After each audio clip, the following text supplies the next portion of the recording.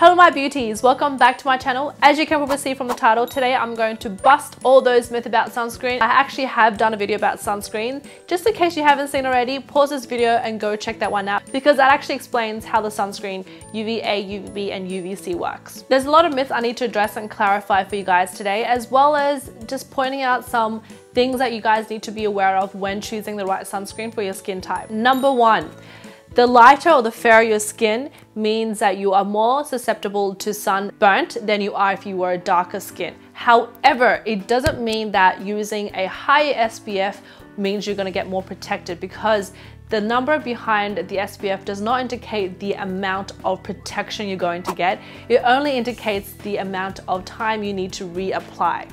However, I also want to mention here, when you have darker skin, you are less likely to be sunburned than if you have light or fairer skin, and that has to do with the amount of melanin in the skin type itself. Now, number two, the number behind the SPF, as I had mentioned earlier, is an indication of how many minutes you need to reapply. Scientifically, it has been proven that it takes about 10 minutes before your skin starts to burn. So the number is times by 10 minutes. In some other countries, it could be 15 minutes, but let's just be safe and go with the lower number. So for example, if you apply something that has an SPF of 20, then 20 times 10 is 200 minutes before you have to reapply. And that applies to if you're using SPF 30, 50, 40, whatever it is. Number three, this also means that when you put on sunscreen, for example, a moisturizer with SPF 20, and then a foundation that has SPF 40, and then a powder that has SPF 30, because you go, well, I can add 20 plus 30 plus 40, then I get, 90 minutes of sun protection. No, it doesn't work like that. It does not add up that way. You actually need to pick out the one with the highest SPF number and then times that by 10 minutes. So for in this case, it will be the SPF 40, and 40 times 10 is 400 minutes. Now, I actually heard a lot of beauty consultants say that you should be wearing sunscreen at nighttime.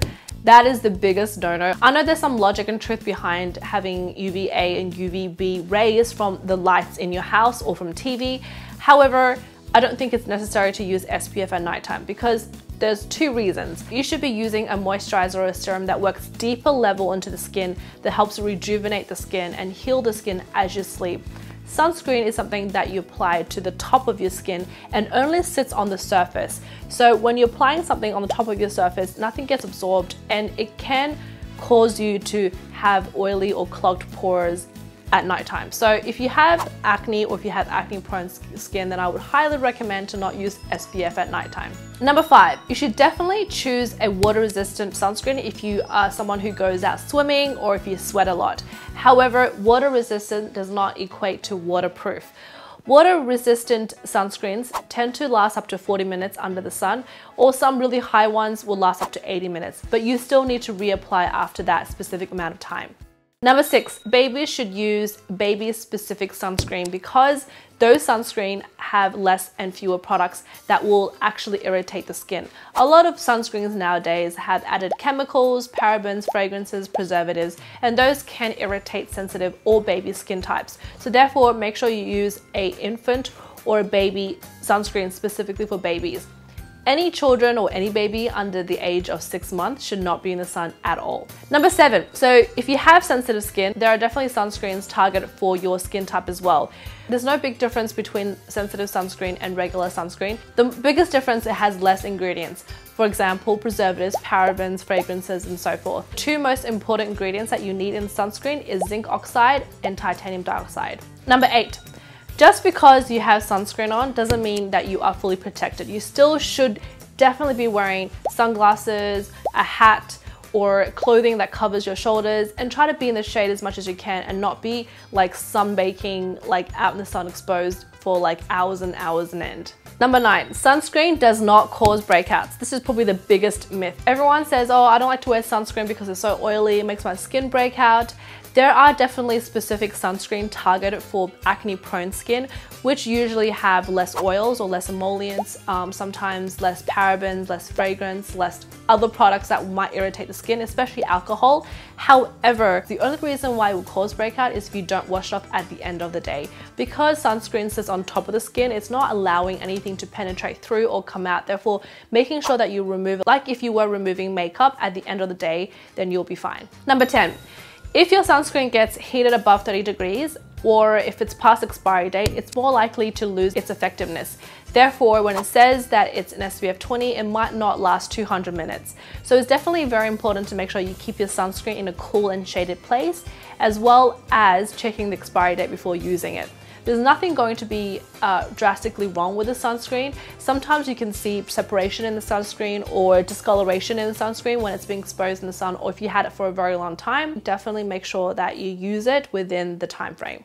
Sunscreen is going to protect you from the sun's rays and the sun damage. However, it might not necessarily protect you from tanning or going a bit darker. So it's normal to be slightly darker than you are if you are under the sun for like an hour, but you are still protected from the sun's damage if you have sunscreen on.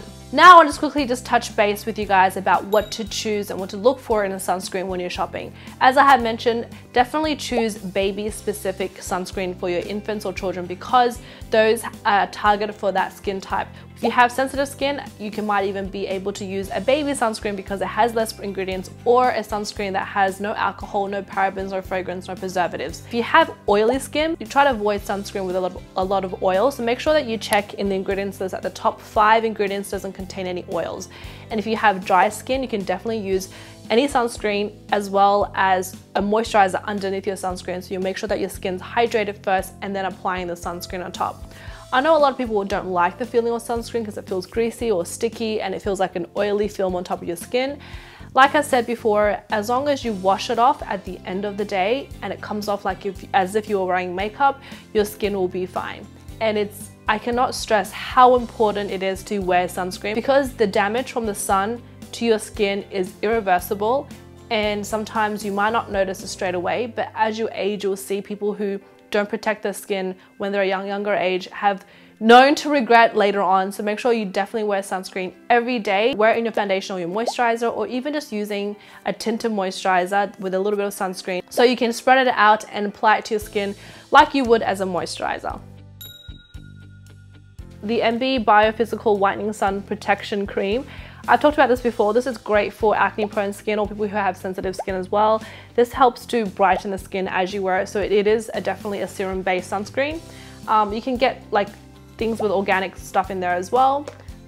You've also got this one, which is UVA 50+, and this one, it helps with 4 hours water resistant before having to reapply. This one does contain a bit of alcohol, so probably not so good for sensitive skin, but definitely good for oily or normal skin, I guess. And then you've got other ones such as this one, which has got SPF 50+ with UVA and UVB. This is great for people who have dry skin, so it's quite hydrating and definitely more moisturizing than the others. So I hope this was helpful. If you guys have any questions, leave your comments below. You can also follow me on Facebook, Instagram, Twitter, Snapchat, and send your questions that way. Thank you guys for watching, and hope you guys have a lovely week, and I will see you in my next video. Bye!